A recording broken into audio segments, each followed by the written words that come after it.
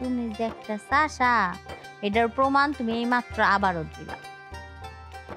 দীপুর বউ আর আমিও একটা বউ, দুটা কি এক হইলো? দীপু আপনার ফোন করছিল কবে? গতকাল কি বলছে? বলছে সে বাড়ির অর্ধেক জমি বিক্রি করতে চায়। দীপু বাড়ি বিক্রি করতে চায় মানে? তোমার যতটুকু জমি আছে সব তো বেচা কেনা করা শেষ, এখন বাকি আছে খালি বাড়ির ভিটাটা।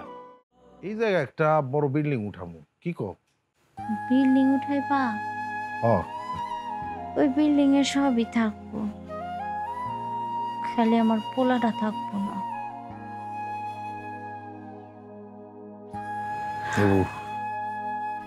মন খারাপ করো না।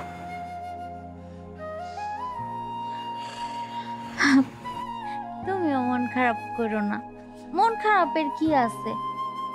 আমাকে ভাগ্যে আল্লাহ ওরে রাখে নাই, এই জন্য ওরে নিয়ে গেছে। আর আমাকে দীপুই তো আমাকে সন্তান, তাই না? দীপুই তো আমার সন্তানের মতো। বউ, আমি চিন্তা করছি দীপুর যদি চাকরি হয়ে যায় তাহলে একেবারে সুন্দর দেখে একটা রাজকন্যা বিয়ে করা।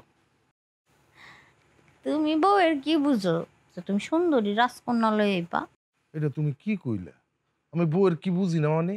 আমি যদি বউয়ের কি না বুঝতাম তাহলে তুই তোমার বিয়ে করে কেমনে নিয়ে আসছি?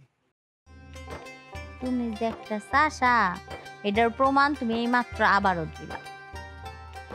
দীপুর বউ আর আমিও একটা বউ, দুটা কি এক হইলো?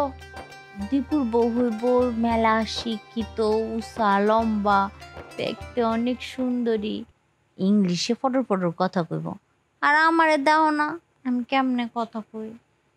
শোনো, তোমার কথা হাফ আমি সাপোর্ট দিলাম আর হাফ সাপোর্ট দিতে পারতেছি না। কেন? তুমি কি দেখতে সুন্দর না? ইংরেজিতে কথা কইতে নাই পারো, তুমি তো দেখতে অনেক সুন্দর। তুমি তো সুন্দর দেখে তোমার বিয়ে করে বাড়িতে নিয়ে আসছো। আমি ইংলিশ 2-4টা শিখা ফেলছি, বুঝতে পারছো? তোমার আমি ইংরেজি শিখাই দিই। তুমিও তখন দীপুর বউয়ের মতো ফটো ফটো করে ইংলিশ কইও। আইসে উনি ইংলিশ কথা আমার শিখাই দিব। শোনো, দীপু যতগুলা মাইয়ারে পছন্দ করব, আমার ছবি দেখাইবো, আমি ওইগুলার মধ্যে থেকে বাচ্চা কুইটা আমার দীপুর লিগা বউ বাইর করবো, বুঝছো? আরে না না, তোমার রুচি ভালো না, তুমি ফটো দেখা তুমি বাঁচতে পারবা না। আমি আমার ভাইয়ের পছন্দসই মেয়েদের ছবি দেখা সেখান থেকে বাইসা আমার বাইরে বের করলাম। তোমার কথায় চলবো? অবশ্যই আমার কথা মতো। আমার কথায় চলবো।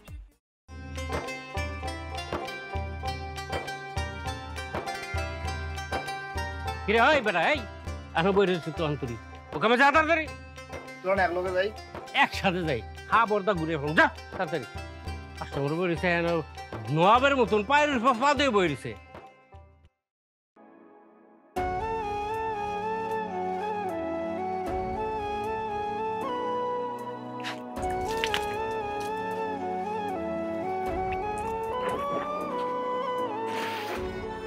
আরে নুরু যে আয় আসো। আসসালামু আলাইকুম চাচা। ওয়ালাইকুম সালাম। বউ বউ। চাচা আমারে ডাকছেন? শোনো বাবা, তোমার দুই ভাইয়ের মধ্যে ভালো মিল এটাই তো জানতাম, জি চাচা, মিল তো আছেই। কিন্তু তোমার ভাই দীপু যে কথা বইলা গেল আমার ভালো লাগলো না, ফটকা লাগলো। দীপু আপনারা কি বলছে? ওই বাড়ির জমির ব্যাপারে বলছেন। জমির ব্যাপারে কথা বলতে চাইছে? আমি তো এই ব্যাপারে কিছু জানি না। এই জন্যই তো তোমার ডাকলাম। দীপু আপনার ফোন করছিল কবে? গতকাল। কি বলছে? বলছে সে বাড়ির অর্ধেক জমি বিক্রি করতে চায়। দীপু বাড়ি বিক্রি করতে চায় মানে? তোমার যতটুকু জমি আছে সব তো বেচা কেনা করা শেষ, এখন বাকি আছে খালি বাড়ির ভিটাটা। তোমরা দুই ভাই, ওই বাড়ির দুইজনে কিন্তু মালিক, তোমরা অর্ধেক সে বিক্রি করতে চায়। বাড়ির অর্ধেক বিক্রি করতে চায়? এরকম কিছু হইলে তো আমার কাছে বলতে পারতো, আমি বিক্রি করে ওরে টাকা দিতাম। সেটা তো আমি জানি না রে বাবা, তবে আইন অনুযায়ী কিন্তু দীপু বাড়ির অর্ধেক বিক্রি করতে পারে, সে আমার কাছে বিক্রি করতে চায়। কিন্তু আমি চিন্তা ভাবনা করে দেখলাম এই বিষয়টা তোমার না জানাইয়া জমিটা আমি কিনা ঠিক হইব না। তাই তোমার ডাইকে আনছি। ঠিক আছে চাচা, আমি সবই শুনলাম। আমি তাহলে এখন আসি। দেখো বাবা, আমি এলাম খরিদ্দার, সে জমি বিক্রি করতে চায়, আর তোমার তো সামর্থ্য নাই ওই জমিটা কেনার, তাই না? তারপরেও তুমি যেহেতু তার ভাই, আমি ভাবলাম তোমারে জিজ্ঞাসা না করে এই জমিটা কিনা ঠিক হইব না, তাই তোমার আমি ডেকে নিয়ে আসছি আর কি। কালকে নাকি সে জমিটা বিক্রি করতে আসবো। আচ্ছা, এত করে জিজ্ঞাসা করলাম যে হঠাৎ করে এত টাকা দিয়ে তুমি কি করবা, কিছুই কইল না। আচ্ছা, দীপু বাড়িতে আসুক, ওর সাথে কথা বলি। জমি বিক্রি করলে তো আপনিই কিনবেন। হ্যাঁ, আমি তো কিনবো। ঠিক আছে চাচা, আমি তাহলে আসছি। আরে কি কো আসি মানে, খাওয়া দাওয়া করে পরে যাও। না চাচা, এখন কিছু খাবো না, আমি আসি। আচ্ছা ঠিক আছে, তাহলে যাও। ওয়ালাইকুম আসসালাম।